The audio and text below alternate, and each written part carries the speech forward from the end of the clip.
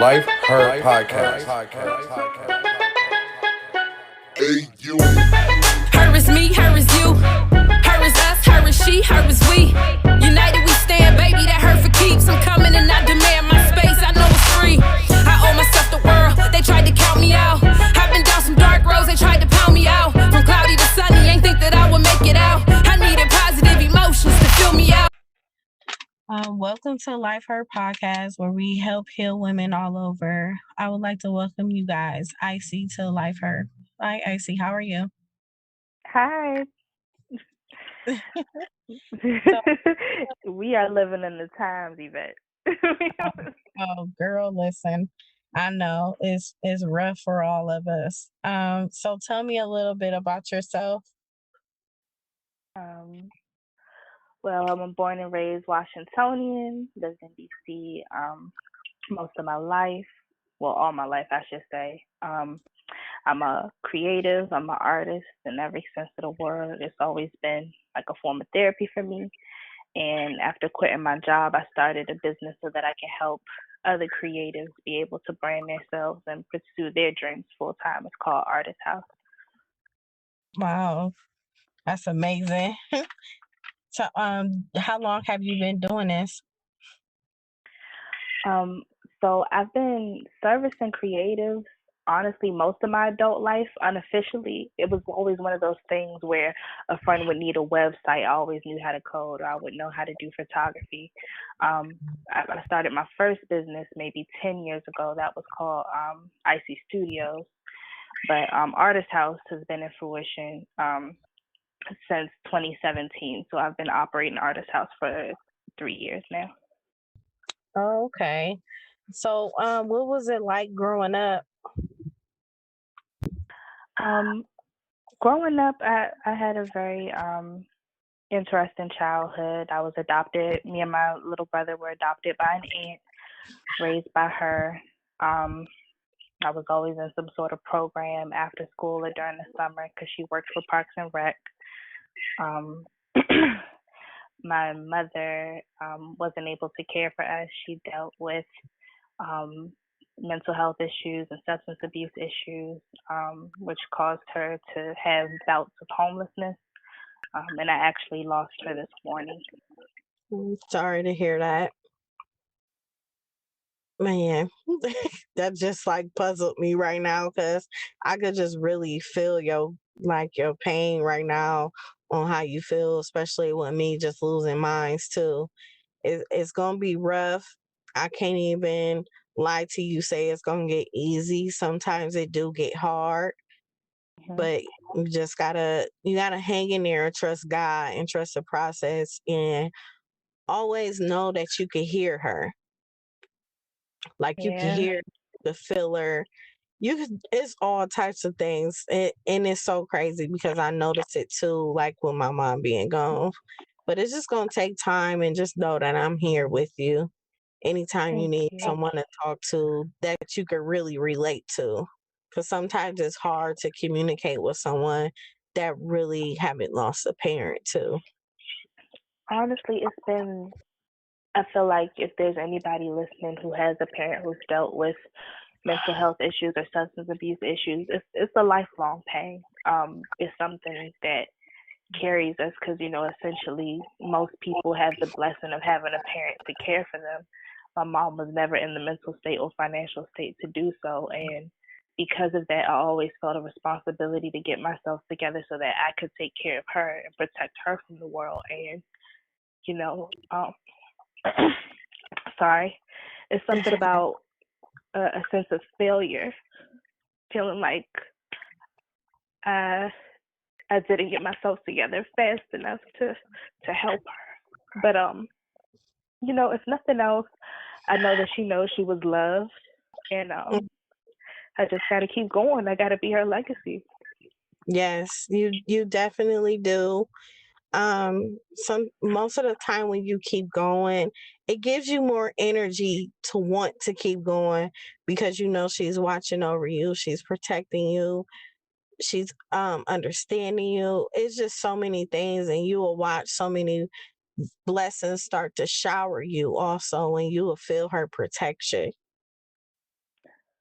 Can I ask you, Yvette? Because I know you lost your mom. What are some things you've done to cope? A lot of things I do, of course, is the podcast. This is Mhm. something she wanted to start. I do things that my mom loved to do. Um, Mm. also, I created a room where I could have peace at. Peaceful to a point where I could pray, I could meditate, I could listen to just lay there and listen to music. I do all types of stuff. I go out to the lakes and just sit there and just talk to her. It's I just really want to do that too. I've been saying I want to go to a park or a beach and just get outside. Especially with Corona, it's just something about being indoors that I hmm feel like isn't helping. no, it's not.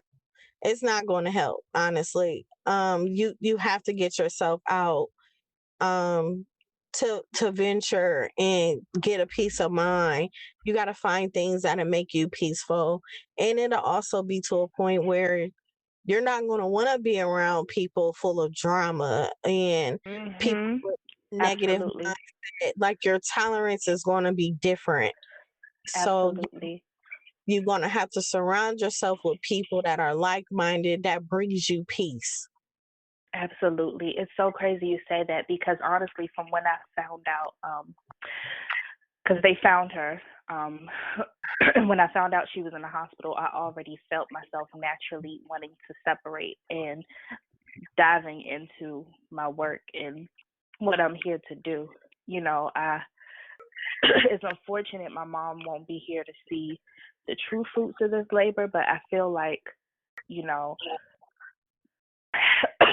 I don't know how to say it, but it honestly feels like this was my worst nightmare. I think it is for a lot of women, because we, especially Black women, a lot of us have a special connection to our mom. hmm Regardless of who she is as a person, there's something that we hmm say in our culture that's still your mom, right? And Yes.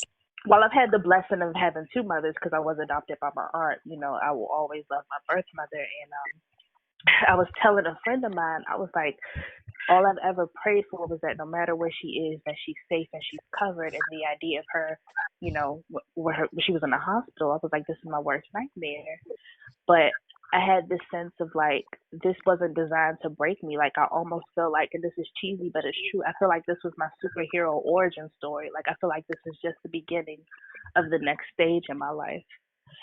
And that, her spirit is going to carry me through and keep me strong through whatever comes next. So I'm just trying to look at it from that way. I mean, it's good to look at it that way. It's just you got to find different outlets. And as far as you had mentioned that as far as you wanted her to see it, she sees it, and it's kind of awkward. Like, since my mom passed, I feel her spirit to the point I've done had more blessings come my way, since even more since she's been gone. And it's like Wow. she's bringing them to me. It's like it's like she was a protector here, but her being gone, I feel it even more in a different form. And so many things has been happening because of me lining up and me staying faithful to God and praying to God. I pray in the morning, I pray before I go to bed, or even when I think about certain things, I pray and I protect my peace. So your Yeah. mom is always with you, and you're going to be amazed on long as you stay accord to what God needs you to do. You're going to start to see blessings start coming your way like never before. And you be like, I've been working so hard all these years, and now look at all these blessings coming. It's just another way of you having a relationship with your mother. It I really believe is. that. Yeah. Like, seriously, just long as you stay good mentally, emotionally, and physically, and everything, it'll be fine. But it don't get easy sometimes. Sometimes it is rough. because you want to pick up the phone and call her, or you want to see her, or you wish you said this, you wish you said that, you think you didn't do Right. something enough, or I should have did this. You'll think of all types of things when we thought we had all the time in the world to say certain things and we weren't able to say it. But it's not that we didn't want to say it, we have in our minds that we have time. They have Right. time. Yeah. It's just a Right. lot of things. How's your is your father in your life? Oh, sorry, excuse me. No, he's not. I do It's not not. have a relationship with my dad. my So yeah, I was adopted by my aunt. Mom dealt with addiction, substance abuse. Dad was a dealer, so he wasn't around at all. Um, just me, my aunt, and my brother, and just been taking it one day at a time. Just slowly working toward, what I really want to do with my life.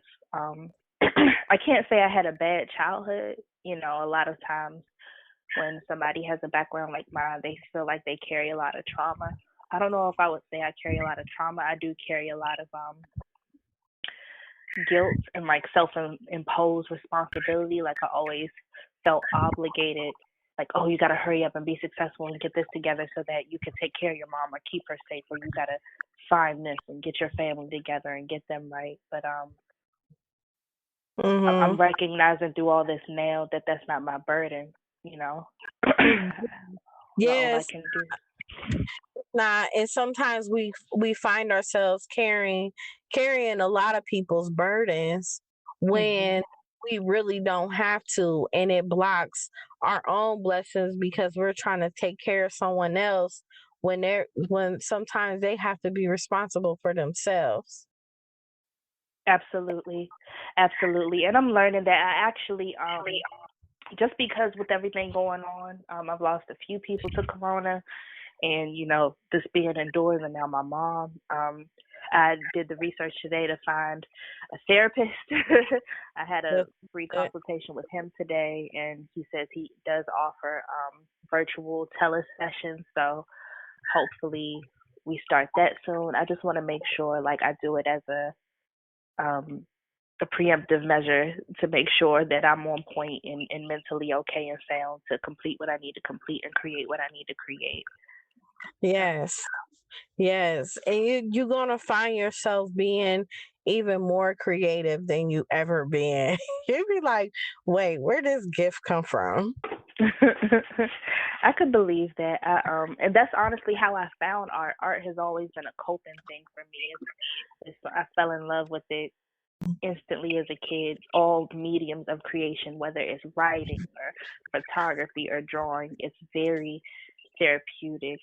It's very important and cathartic for me to create. It makes me feel better. So I know this heartbreak is going to generate some really amazing work. And my mom, a lot of people in my family don't even know, but my mom had a voice. She could sing very well and she could doodle a little bit. So I like to think I got the gene from her. Yes. Ain't nothing wrong with it at all.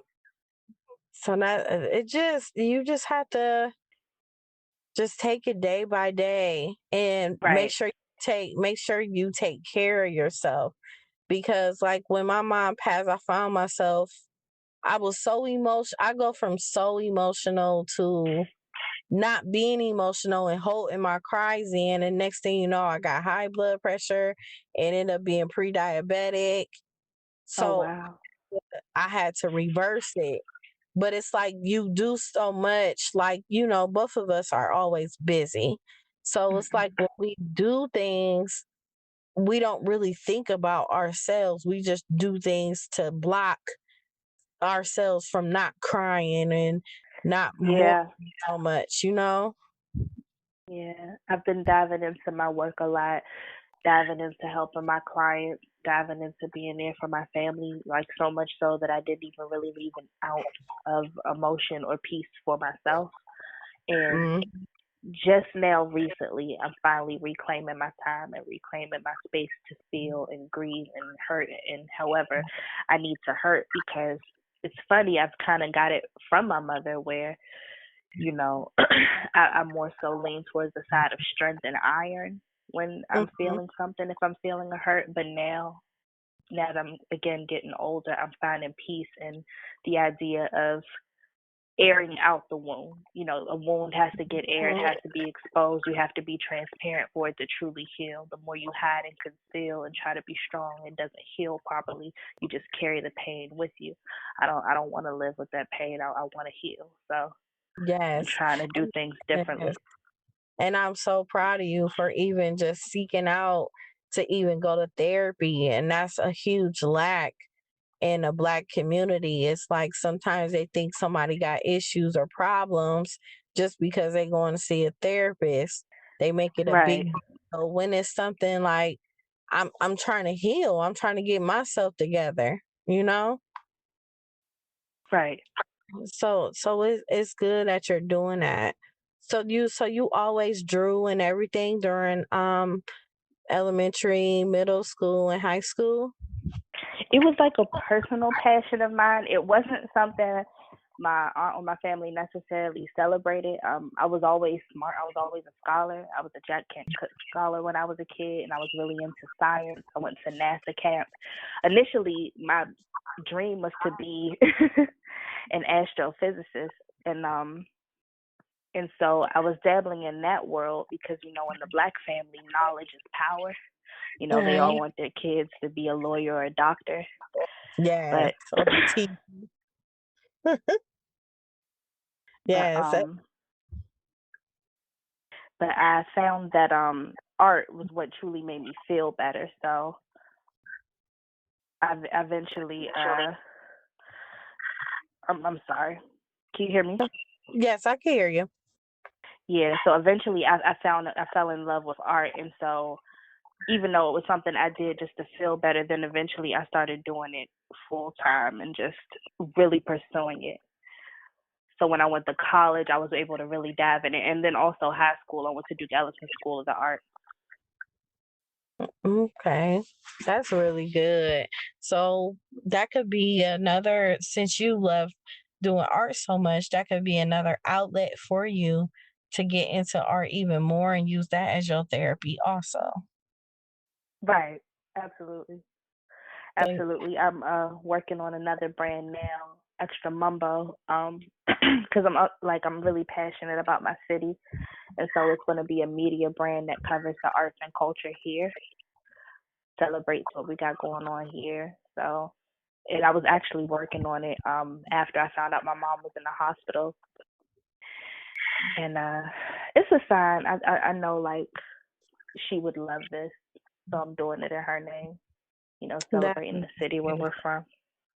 that's beautiful. So Yeah. how is your family coping with everything? Honestly, I am not really concerned with how they cope with anything. Honestly, I feel like they need to be more concerned about me, but that's a whole nother topic. A lot of times when a family loses a matriarch, family doesn't stay in contact, and that's kind of what happened with mine. When my grandma passed a few years back, the family sort of lost communication with each other. Um, so that's another reason why I want to go to therapy, to kind of unbreak and undo some of these generational curses and Mhm. family wounds, family pain. There's a lot I'm recognizing I want to elevate from. So, Yeah. I don't know why sometimes family you get in situations like that and family do it seems like they do divide when when they lose someone important in a family and hmm everything, and it's just not healthy. You would think it'll bring people even closer together, and awkwardly that's even like my family, it kind of brought us closer together, but like my mom's sisters, I really didn't talk to them much because they mourned pretty bad. when my mom had passed. But it's just it's awkward how people do find themselves distancing themselves. It's like the whole family needs some form of counseling, you know? Mhm. Yeah. It's Yeah, absolutely. but I don't want you to let that affect you. So it's good that you are going to counseling to even discuss that and just let out your feelings in that area because you'll know how to deal with it and not let it affect you. Yeah, Because it's absolutely. not. And how's your and you talk to your brother? Are you guys close? I'm not sure if he knows yet. Honestly, everything is so fresh. I'm just more so trying to make sure I keep my mind right and healthy and Hmm. I stay on the right path. No, I haven't talked to him. Okay. Yeah. Wow. So is it anything that you have going on or coming up or anything that you're doing besides getting the art and things together? Um, so with my businesses, so with Artist House took a hiatus to make sure our clients are safe and that they don't have to stress about paying their retainers. Because we serve the underserved and we serve creatives, a lot of them were hit really hard during Corona. Mhm. And even though business is business, I have a heart. So a lot of them, I put them on break for their contract so that way they can get their finances in order and be able to stay afloat during this tough time. And so what I've been doing is focusing on other things. So working on the new brand I'm started, Extra Mumbo, that's going to be a media outlet similar to BuzzFeed, but more so about Black culture and, highlighting the work here. So I've been focusing on that. I want to get out and cover the protest. That'll be something that'll be featured on Extra Mumbo and just keep it moving from there. Also went back to school. I'm in business school right now, so I Nice. should be finished at the end of July. Wow, Which is something else that makes me congratulations. happy. Thank you. I think that'll Yes, make my mom proud. girl, yes. I mean, you on a roll. Like it's a start, you know? It's a start. You just got to keep going. You Right. really do. And how Yeah. has things been there as far as like the protesting and everything going on since George Floyd has passed? Well, I live in DC, so it's been jumping here. There's been a lot going on in the city. They've been right outside the White House. The police have been incredibly aggressive for no reason at a lot of these peaceful protests, which has escalated the situation. But just recently, we had a very large peaceful march. It was tens of thousands of people here called Mochella, and that's when Hmm. they celebrated our city's music, which is go-go. Chuck Brown is the godfather of go-go, and so they had a go-go band and they went through like a march through the city all the way from U Street right to the front of the White House where they changed the name Wow. to Black Lives Matter Plaza. That was something our mayor did here. But honestly, it's been pretty peaceful for the most part. It's just been a lot of visitors here. I bet A it lot has. a lot of stores definitely suffered break-ins when, things first happened. Wow. Yeah, a few It's visitors. crazy how like the times we are living in right now, it's been pretty well, I live in Akron, so the protesting hasn't been so intense like that. Cleveland, they shut a lot of they did the protest one day and they was just like, no, this ain't about to happen again. So they Yeah. just they put curfews and people can't go in downtown area unless you work there. It's just they did a serious lockdown so nobody won't destroy nothing. Oh wow. Yes, it's real There were still strict. people here after curfew. Luckily, the mayor lifted the curfew, but Hmm. there were people still out on the streets after curfew when it first got put out. and Trump made Mayor Bowser enact the PD, and then he enacted the National Guard, and then Capitol Police. It was just a lot going on in the city, but things seem to have calmed down now. I mean, there's still protests, but not as I guess I would say traumatic as the initial ones were, where there was a lot of police force. Now that the police have calmed down, the protests have calmed down. That's my personal opinion. I feel like the police force escalates these protests. Wow. So how has it been like near the White House and everything? Has it been real hectic and out of control? You said near the White House? Yeah. It was initially, not anymore. Okay. Have you been protesting? No. Okay, that's good. I think sometimes like when people some people get offended when someone says they didn't protest, but I just feel like everybody is destined to do certain things. It could be donating to someone, it could be just advertising it and speaking for it. It's just everybody had their own special way protesting. I'll also say this for people outside looking in. There's a lot of us and a lot of people in different fields where even if they are protesting to protect themselves and their family and their jobs, they probably wouldn't be able to admit it. Like, prime example, like lawyers shouldn't be protesting because the National Bar could revoke their license to practice law because it makes you look biased in a legal case. So there's certain professions where you just got to put your mask on, your hood on, and do what you do quietly. So I feel like outside looking in, people are like upset when they don't see others protesting it. And it's like, you may not know. They might really be out there and they just can't speak on it. But again, to your point, like, it's important to have amplified voices in every area of the protest. Like you said, some people have to back financially. Some people's job is to spread awareness. There's lanes for everyone in this movement. And kudos to the people that are able to be on the front lines and be out there, but that's not the only way to support. I know people that do safe houses. They let people come in, use the bathroom, and, get water. Wow. Things like that. So That's amazing. Yeah. There's a lot of different lanes. So what college did you attend? For undergrad? Yes. Delaware State, Georgetown. Oh, nice.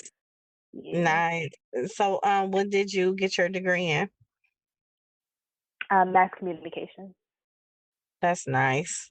That's wonderful. I just like some people get discouraged from college, and it's even more discouraging. I've been hearing like some of the students that recently graduated, and some of them don't even want to go to college anymore. So it's I don't know. It's just we just living in such different times, and I just want people to still be motivated to do things and let them know like anything is possible. Oh, absolutely. Absolutely.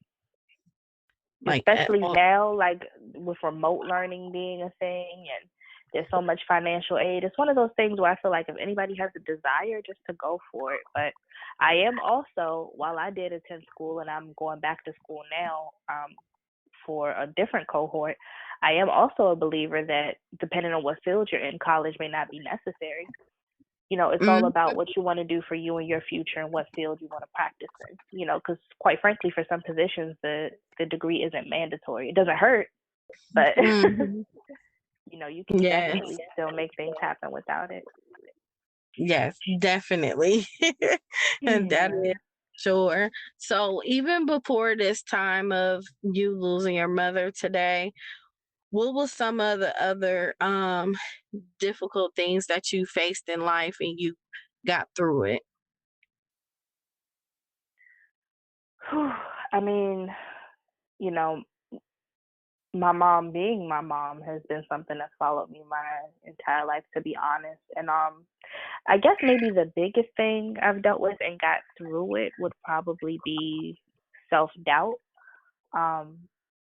doubting I was capable to do the things I wanted to do, or doubting that, I had the resources, or doubting that I was ready to do certain things. Like now I'm at a different place in my life where I recognize like anybody's capable at any time to start doing exactly what it is they want to do.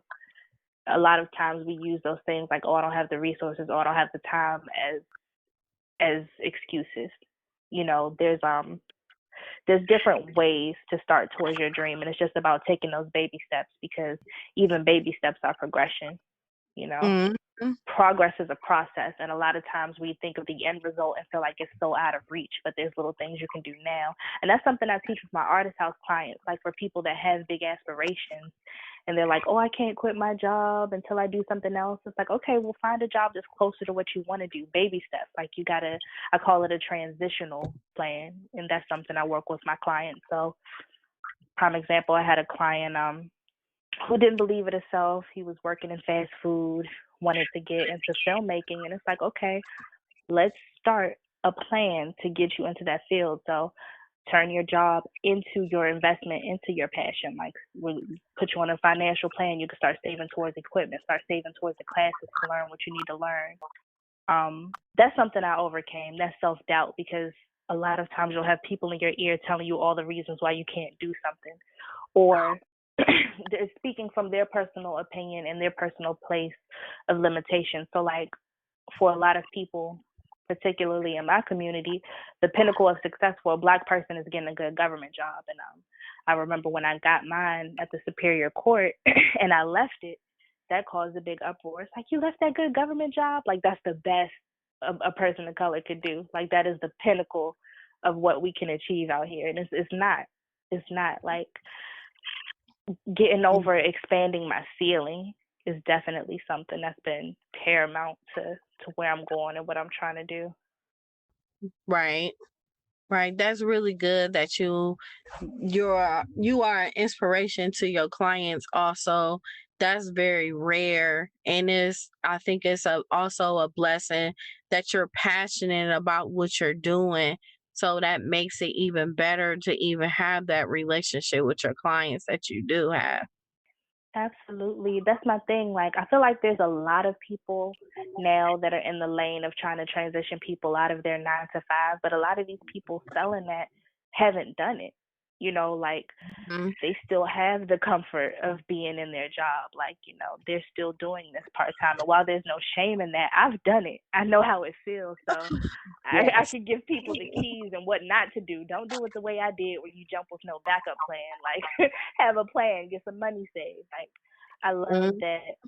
That's what I look at everything now in life too. Like, and also getting over a why me attitude, right? Because a lot of times when we face heartbreak, the first thing is like, why me? Or what did I do to deserve this? But a lot of times, like, these testimonies were given to us because there are people we are going to touch in our journey that need not only to hear our story, but also to hear how we healed from it, how we progressed, how we kept going. You know, Mhm. I could have looked at the situation and completely broke down and just kind of said, forget everything. But I'm going to do my best to dig myself up and keep pushing, because I know there's someone out there that needs to see that. Um, Mhm. so Yes. it's all important. I feel like I think self doubt was a big, big thing for me for a lot of my life, and I don't really have that anymore. And that's really good. And it's gonna exit from you even more once you start your therapy sessions and everything. And you're gonna get to know yourself all over again. So Hmm. that's gonna be a good thing. And then you'll start to see the changes in your life for the better you. And that's just so important. I think sometimes people are afraid to be a better them, or when they do become the better them, sometimes you have people in your ear thinking you changed, and they think change is bad when it really isn't. It's change is good, especially when you're bettering Yeah, yourself. it's it, absolutely. I mean, it's so important. Absolutely. Honestly, I'm very excited about that part of my journey, the separating myself, because that's another reason I wanted to see a therapist, because I've always had this guilt about telling people no or not being there for people. Even though I may need time for myself or may need to put me first, there's always been this underlying guilt. And I've always wondered why that is. It's like, why is it so hard for me to say no? Yeah. Or why is it so hard for me to disappoint people? I think it's something deep. And through my research online, I've heard that that can be a sign of childhood trauma where you have problems establishing boundaries. So I really want to dig deep into that and investigate why that is, because with where I want to go with my life, I can't feel shame for putting myself first or having to say no. I can't keep Yes. pouring from an empty cup. So I'm really excited to delve into that and to get comfortable with setting those boundaries. But that's something that's been really important for me during this time that I'm really enjoying. I've been enjoying saying no and not making myself as Girl, accessible as I usually am. don't it feel good? I've been saying no, no so much. It's like I'm about ready to make it a remix of Beyonce and Destiny. Because No, seriously, no, no, no, no. It feels good. It's different. It's new, but it's necessary. It's yes. necessary. I've And you had to see a different adjust. personality too of people when you tell them no, when you're not used to telling them no. Yvette, girl, do not get me started. Like a straight toddler. Listen. The temper tantrums people throw when you don't give them their way anymore, you would think you like really hurt them from simply Yes. needing your space and trying to put yourself first. Like, that's something that's been very eye-opening for me. Like, even in me taking, because keep in mind, like, today is probably one of the worst days of my life, but even knowing when she was in the hospital the weeks leading up to it, and I'm telling friends like, hey, I can't listen to your problems right now, I'm grieving, I'm working stuff out, they getting mad at me because I don't want to take their call. Or if I want to end a call and say, hey, listen, I'm not really in the mental space to be an ear right now, I'm working through something, and they get offended by it. That's It's crazy. really open. It opens your eyes to who's really for you and who's not. And quite frankly, I don't feel bad anymore for wanting to cut people off because I'm not obligated to be to share space or energy with people that are not for me. That's something else too. I've recognized I've perpetually been a giver without getting anything in return. And now I'm at the space where I'm like, if you're not reciprocating, I don't need you here. I'm Yeah. not just a well. Like, you can take from me, but you gotta invest back. You gotta put it in. You can't just sit on my wagon while I take it uphill. You better put a foot down and help get me up this climb. Now let me Like, ask you this. Has anyone checked on you? Asked you were you okay or anything? you know what's interesting? So yes, there has been people that I know have been genuine and, that care about me, but also on the other end of the spectrum, Yvette, I know in my heart, that's something else too, trusting my intuition. We give people a benefit of the doubt, but there's a few people in particular that I know in my heart are only concerned because I'm not around to be their ear. So it's not even like a, hey, are you okay? It's either one, they're trying to be nosy, like, oh, like, what's your mom's diagnosis? What's going on? It's like, what? You don't even know my mom. Ask me how I'm doing. And then there's other people that are like, hey, haven't heard from you. You good? Like, I'm not good. Why are you asking, am I good? Yeah. Or Why would you just ask that? the fact that even though you going through something or whatever, it's just still that make sure you good, ask you if you good, but in their mind or their actions, they still want to vent to you. Exactly. And then it's like, honestly, it was so bad. I literally had to shut down from everyone except my best friend, Princess, who's been my best friend for 20 years, knows me better than anybody. She's the only person I was still talking to, her. And then another good friend of mine named Isaiah. He's almost like one of my day ones as well. But everybody else, I didn't really have the energy to talk to because the few times I would break that code and take a call, it would literally start off with, oh, how's everything going? And then it would turn into them venting about their personal problems. And it's like, wow, like, you just going to disregard everything I said. You just said, forget that boundary. I'm a vent to you anyway. So, yeah. Wow. So just stop taking calls, Yvette. Like, people, I recognize people are very selfish. And there was a point where that would hurt me. Honestly, I don't Mm-hmm. care. That's less people that need to come with me where I'm Yeah, going. Bye. yeah. And it be feeling Bye. so good because it's like, man, my mind is clear. I don't have to sit and just repeat myself over and over and over and over again. It's just Right. it's just so much stuff. Sometimes people's spirits could just be so draining to a point you don't want to shut them out because they need you, but at the same time, it's not healthy for you. Right. And also it's not our burden to bear. You Right. know, I have the choice on whether I want to be a shoulder for you. I'm not obligated to be there. Yes, that obligation is heavy. It really is. It really is. And that's something else too. Like for a lot of people that know me, I've been the strong friend. I've been the dependable one they can go to, be an ear, and I'm Mhm. supportive, and it is a responsibility that I've been very proud of. But I also recognize that in my grief with being the strong friend don't have many people to turn to. Like, Girl. because a lot of they don't know, and then that's something else too. Everybody ain't meant to be an ear. Oh my Mm. God. There's been a few people that are well intending, like genuinely well intending, and they want to be there, but everything that comes out their mouth is just wrong. And it's like, you know what? Never mind. I don't. I can't talk to you right now. Yes. Like, I know you Yes. mean well, but being an ear is not your ministry, baby. I'm gonna have to go. Uh-huh. But it's Well, crazy that you that's asked good. that. Yes. And one thing about it is good to hear you laugh. But I needed that laugh, Yvette. Did you experience that? Did you experience people that maybe didn't check on you or you thought would be there? Girl, yes. Honestly, I haven't really heard, like, what's so crazy at my mom's funeral? My friends from high school came to the funeral more than people I've been friends, like, associate with every day.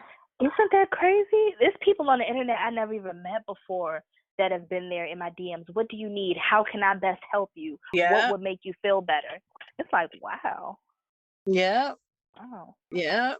And that's how it be. And it'd be so crazy. It's like people that I don't even know, they still check on me now.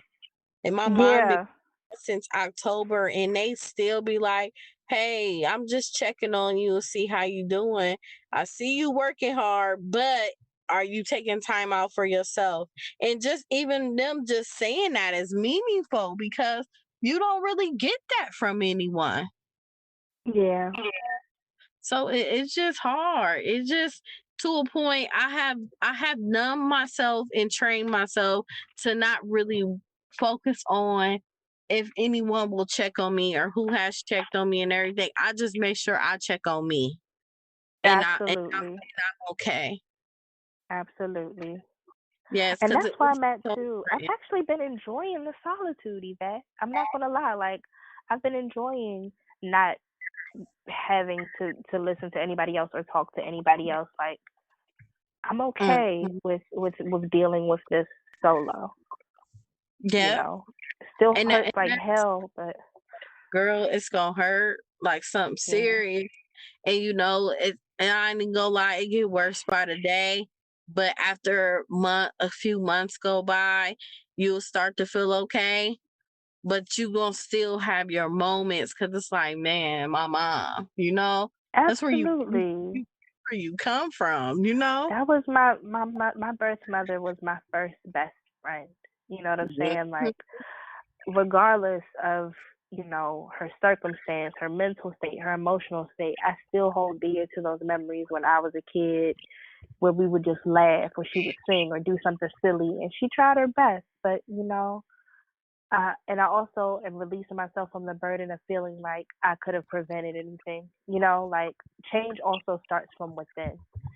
And, there were always times I would tell myself, like, okay, when I get this money, I'm going to get her in a facility that'll, get her some help and get her off this substance and get her mind right. And I also now finally am releasing myself from the burden of feeling like the power was solely in my hands. Like, she had to take steps too. And I recently learned that there were times where she was in facilities and for whatever reason just kept spiraling back. So that part is out of my hands. That was something I held a lot of guilt about my entire life, feeling like maybe I could do something different if I had the means or had the money to. But it's a personal choice, and but yeah, she was still my first best friend, and so I'm gonna miss her dearly. I think about her. Before all this, I was thinking about her every day and just praying that she was safe wherever she was. And now that she's no longer with me, I just and one thing I can say is, I wasn't able to see her because of Corona, but I did call the hospital. They put the phone on speaker. I was able to tell her I loved her and how much she meant to me. And I just have to believe that wherever she is, she knows that. And and I just keep her memory with me, the good times, and just keep going, and just I really want to make her proud. So Yes, and you definitely will. I know that for a fact. What is something real inspiring and inspirational that you could share with our listeners right now?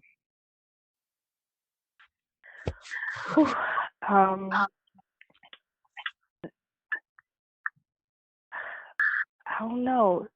Something that I guess was inspiring for me was recognizing that we can literally have anything we want. Um, I've really gotten into the idea of the power of the tongue, manifestation, the law of attraction. And I would like for anybody hearing this to know that whatever is on your heart, that if you stick to it and you put it into the universe, put it into the atmosphere, God will hear it and bring it into fruition. Like it's the divine law that just it is what it is. Like ask and you shall receive. That's been something that's been very life changing for me. Knowing that once we set our purpose and our intention, that it comes to pass. And just knowing that if you work towards it in any way, even if it's just baby steps, faith without works is dead. You got to put in some level of work. You work towards it. That's something that's definitely been an inspiration for me, and that keeps me going. Like it gives me the motivation to keep my mind right and my mental state right, because also sometimes when we focus on the negative, we accidentally manifest negativity, or we manifest pain, or we attract more hurt. What inspires me is just knowing that mindset is everything. Girl, see, you shut it down right there. We just dropped the mic. See, I really want you to take care of yourself, and thank you for even having the courage and the strength to even come on to the podcast today, because it takes a lot, but it keeps you going at the same time. And I really applaud you for it. I'm proud of you. Thank you. All I kept telling myself was like, there's a viewer or a listener they gonna need to hear this.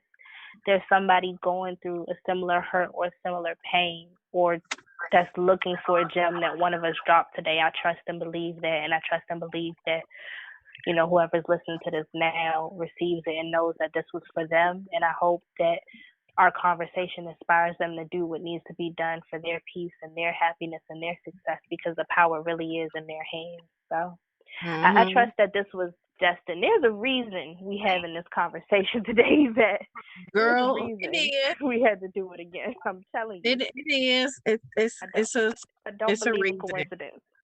No, I don't either. This is part of a bigger thing. And if nothing else, this provided me with my first laugh for the day. So I was able to have a little bit of healing in you with a shared experience. So I appreciate you, your kind words and your insight, and getting a laughing, getting a smiling. Yeah. You're the first phone conversation I've had today. Everything has been through text, because I haven't had the energy to even really open my mouth. So yeah, and just keep focused, keep working on yourself and everything, and just pray. Talk to our ancestors. And I'm gonna keep working. Anybody listening, please, can I plug my social medias?